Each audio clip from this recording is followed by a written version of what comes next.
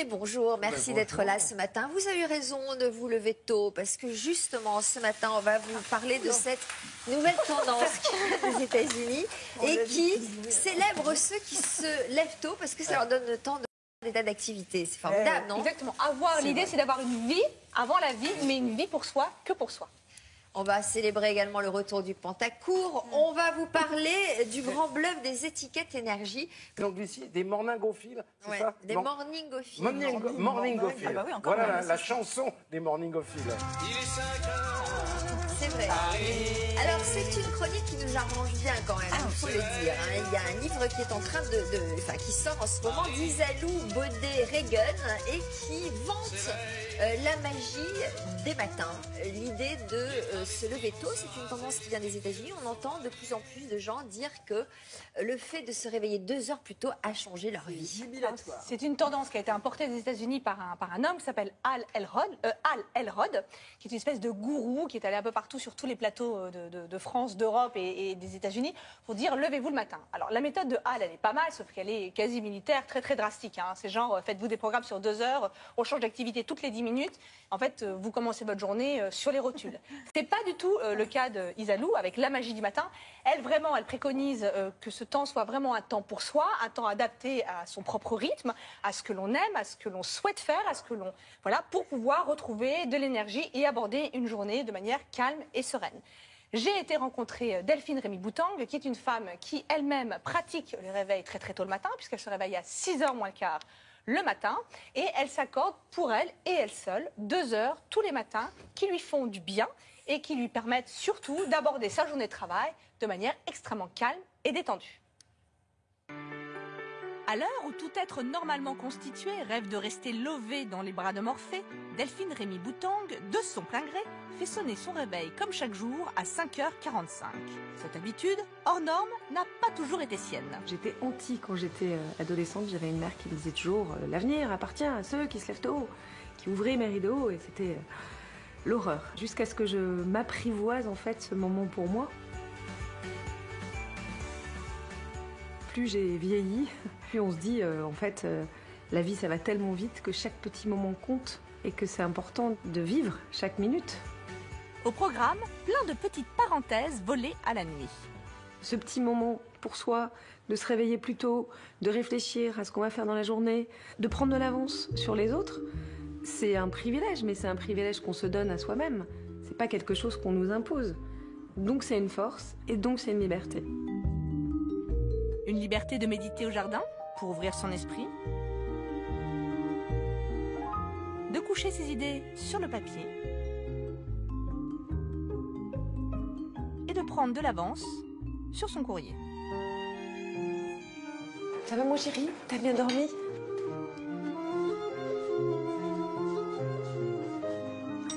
C'est à quelle heure ton yoga? C'est à 7h30. Comme d'hab quoi.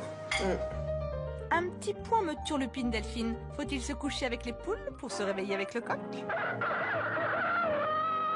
Pour se lever tôt, on n'est pas obligé de se coucher tôt. Moi, je me lève tôt, mais je me couche tard. Je me couche entre 11h30 minuit. D'ailleurs, on n'a pas besoin d'autant de sommeil, on n'a pas besoin d'autant manger qu'on le dit, on n'a pas besoin de peut-être des choses qu'on fait trop. Et dormir entre 6h et 7h par jour, pour moi, c'est amplement suffisant. Entre nous, vous n'auriez pas parfois un petit coup de mou aux alentours de midi? J'ai un coup de barre, sans doute vers 14h, 14h30. Moi, j'essaye de faire des petits moments comme ça de sieste ou de sieste ultra rapide d'1 ou 2 minutes pour juste reprendre un petit peu d'énergie. Parce que je pense que naturellement, notre corps a besoin d'un moment de repos juste après le déjeuner. Un conseil pour les lève-tard? J'aurais envie de dire aux lève-tard, levez-vous plutôt. On n'est pas obligé de le faire tout d'un coup, c'est-à-dire qu'on peut très bien changer son réveil par phase comme ça de 30 minutes pour s'adapter, parce que ce temps de réveil et ce temps d'éveil, il est magique. Tellement magique qu'il permet d'aborder ses journées calmes et sereines. Alors, Isalou Baudet, qui est avec nous, est l'auteur de ce livre, La magie du matin. À qui se lève le matin, la vie aide et prête main. Hein, c'est ce que vous rappelez dans ce livre. Qu'est-ce que ça a de si magique le matin? Vous étiez une lève-tôt, vous, ou vous l'êtes devenue? Ah non, pas du tout. Moi, j'étais plutôt une couche tard.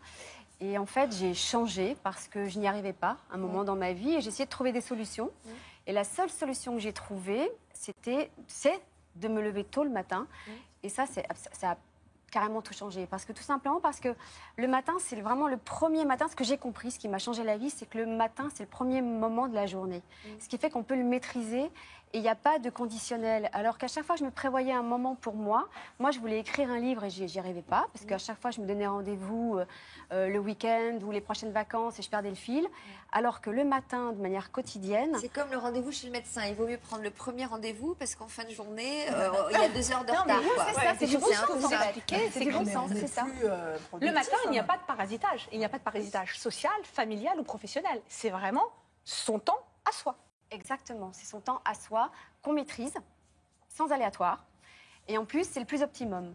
Donc, parce qu'on est en forme. On est plus productif très tôt le matin que tard le soir. Ah oui, concrètement. On est moins fatigué. On est moins fatigué, on vient de dormir. Et puis aussi, enfin moi je le vois, on est beaucoup plus créatif. C'est-à-dire que les idées viennent. J'ai appris vraiment ce que c'était que le lâcher prise depuis que je me lève le matin. Alors qu'est-ce que vous faites le matin? Vous vous réveillez à quelle heure concrètement? Moi maintenant c'est entre 6h et 6h30. Et c'est devenu naturel. Alors qu'est-ce que vous vraiment faites à couche-tard, cette heure-là? Eh bien, moi, je prends déjà un citron pressé tiède pour me nettoyer, voilà, pour me mettre en forme, pour dire bonjour, pour dire bonjour à mon corps, en fait. Ensuite, je mets mes baskets, je vais aller courir une demi-heure, et ensuite, j'écris un peu et je médite. Mais c'est surtout la course. Et le petit déjeuner, alors? Alors moi, c'est après, et là, par contre, je suis un peu dans le... Comment on peut aller courir sans avoir pris son petit déjeuner? Déjà, le citron tiède, en fait. Ça nourrit déjà un peu. Et moi, je cours mieux, de toute façon, en étant à jeun. De toute façon, même quand, je fais des courses, c'est à jeun. Ça veut dire que vous vous couchez beaucoup plus tôt? Ou vous êtes toujours autant couche-tard? Alors non, je ne suis pas autant couche-tard. C'est vrai, je ne me couche pas beaucoup plus tôt, mais un peu plus tôt. Est-ce que ça veut dire que vous faites la sieste? Quand j'y arrive, oui. Donc quand je peux, oui. Il faut que ça aille avec la sieste. Il faut que ça aille avec la sieste, il faut que ça aille avec son écosystème. Absolument. Ça, c'est très important. L'écosystème, vous l'expliquez très très bien. C'est-à-dire que si autour de soi, ça ne suit pas, et si on n'est pas aidé, ça ne marche pas. Alors, est-ce que ce n'est pas des problématiques de riches, ça? Parce que quand on doit se lever très tôt pour aller travailler à l'usine, ou quand même, je ne suis pas sûre qu'on ait le temps de faire la sieste l'après-midi. Et voilà, qu'est-ce que vous répondez à ça? Mais ça dépend en même temps du planning de chacun. C'est-à-dire qu'évidemment, ça ne peut pas s'adapter à tout le monde. Moi, j'ai écrit un livre en fonction de ce qui me paraissait la masse des personnes, c'est-à-dire les actifs qui travaillent comme moi. En gros, en moyenne, on se lève tous à 7h49. Donc, 7h49 non, 6h49, excusez-moi, 7h moins 10. Donc voilà, je m'adresse essentiellement à cette population-là. Après, c'est évident que les personnes qui se lèvent très très tôt, le temps pour soi à 4h du matin, ça n'a aucune espèce d'intérêt. Alors, on a au téléphone une ostéopathe, adepte de médecine énergétique, Dana. Vous êtes là? Dana Namour. Bonjour. Bonjour. Qu'est-ce que vous pensez, vous, de cette nouvelle tendance qui consiste à programmer du temps avant d'aborder sa vraie journée? Moi, je pense que c'est très bien de prendre du temps pour soi, de se réserver même 20 minutes, pas nécessairement 1 heure ou 1h30 plus tôt. Le principe, le but étant de s'accorder du temps pour vraiment se reconnecter à soi. Donc, les nouvelles tendances de se lever à 6h du matin ou à 5h du matin, je pense pas que ce soit vraiment nécessaire pour pouvoir se reconnecter à soi. 20 minutes, c'est amplement suffisant. C'est une période où il est important de ne pas avoir de rythme, en fait. C'est une période qu'on comprend pour soi pour ne plus être victime d'un rythme qu'on a dans notre vie de tous les jours au boulot, comme une machine, comme un robot. Est-ce qu'il n'y a pas des risques de dérèglement physiologique, alimentaire, en se levant comme ça beaucoup plus tôt? Est-ce que ça veut dire qu'on va manger plus pour tenir le coup? Est-ce qu'on ne prend pas ce genre de risque? Non, parce que moi, comme je le préconise à mes patients, je ne leur préconise pas de se lever à 5h du matin. Je leur demande de se lever une demi-heure plus tôt. Et en général, naturellement, c'est pas quelque chose qui est très bon pour le corps de se lever et d'aller manger. Donc, il faut se lever, comme l'expliquait Madame.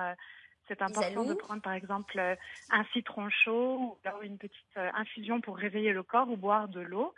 Et ensuite, manger peut-être tard, mais c'est pas du tout bon. Aucun animal dans la nature se réveille et va manger. Donc, on a besoin d'un peu de temps pour que le corps se réveille pour pouvoir commencer à manger. Très bien, merci, bonne journée.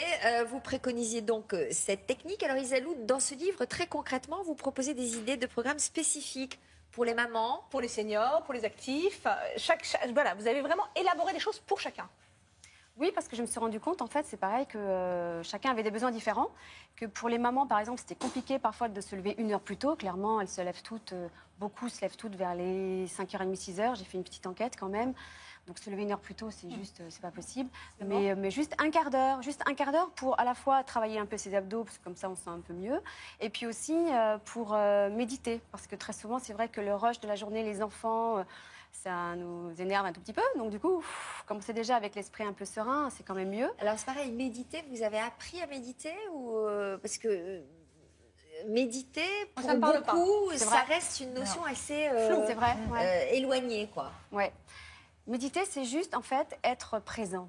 En fait, c'est juste ça. Hein. C'est juste être présent à soi. Présent à savoir soi. s'écouter, savoir écouter son corps, alors, savoir se recentrer. C'est juste travailler sa présence au monde, en fait. Sans jugement, en étant avec soi et dans une détente. C'est ça qui amène une détente. Sa présence au monde, là, pour ceux qui nous regardent, je ne sais pas si c'est une notion très concrète. Non, mais méditer, ça s'apprend de toute façon, honnêtement. En fait, c'est juste se fixer, voilà, en fait, pour être très concrète, c'est juste se brancher en fait sur sa respiration. C'est juste ça, méditer. Et de temps en temps, on va voir que l'esprit, de temps en temps, très régulièrement, on va se rendre compte que notre esprit est toujours en vadrouille. Ouais. Et qu'en fait, il faut se dire sans jugement, ah ok, je suis partie, hop, je reviens à ma respiration. Et c'est cette gymnastique-là, en fait, entre nos vagabondages et notre prise de conscience que là, on se remet sur la respiration. C'est ça, méditer, c'est rien de plus. Et qu'est-ce que ça apporte de se remettre axé sur sa respiration? Eh bien, ça apporte une détente. C'est ce qu'on appelle le lâcher-prise. Ça permet vraiment ça? C'est un peu différent le lâcher-prise, mais ça apporte surtout une détente, en gros une zen attitude en fait. Ouais. C'est-à-dire qu'on saisit moins le stress, on saisit moins aussi ses émotions, parce qu'on est bourré d'émotions tout le temps, et qu'on est souvent le sujet de ces émotions, et que là on est un peu plus de distance en fait. On se prend moins au sérieux en fait. Et puis on se prend moins dans la tête.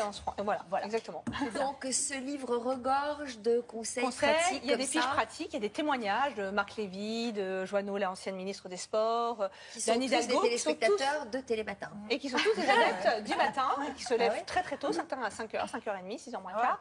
Et il y a une chose à savoir qui est très amusante, c'est que vraiment dans la tendance se développe beaucoup de choses le matin. Oh mon Dieu! C'est un triomphe du côté de la cuisine. Louana signe son arrivée dans notre émission. Il y a juste problème en cuisine. Voilà.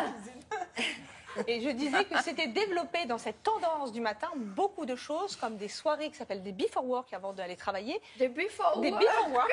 C'est quoi? C'est de l'apéro, quoi, non? Non, c'est des vraies soirées où l'on danse, on boit des cocktails vitaminés et on se change, on passe au vestiaire et on va travailler.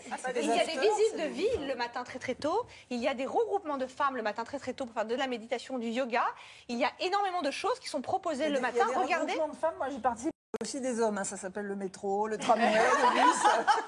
C'est hyper sympa pour méditer. Le métro. En tout cas, le livre gorge de renseignements. Parce que nous, là, on est juste before the kitchen. Il est très envie d'y aller. Alexandre, j'ai juste un truc que vous avez peut-être constaté. En tout cas, c'est ce que me dit Marie-Aline, qui habite à Amiens. Au stand, on a regardé sa photo. C'est elle quand elle était petite. Elle s'est levée. Écoutez, Marie-Aline, elle s'est levée toute sa vie à 4h du matin pour s'occuper de ses enfants, même debout. Aujourd'hui, elle est à la retraite. Et elle dit, ça continue. Moi, mon cerveau a totalement enregistré le fait de se lever le matin et je ne peux pas me réveiller après 6h du matin. Petit déjeuner obligatoire. Mais toute sa vie, 3-4 heures, le cerveau, il a enregistré. Bravo, ça va? Before the kitchen, il y a Daniel. J'avais oublié juste pour faire de la figuration. Voilà. Pour dire une bêtise. Très bien. Alors, Daniel, c'est un parfum d'enfance que vous proposez. Exactement. Et je suis sûre qu'il serait heureux d'être parmi nous parce que c'est un plateau uniquement féminin aujourd'hui. Et c'est Frédéric François. Alors, je ne sais pas s'il est adepte du matin, mais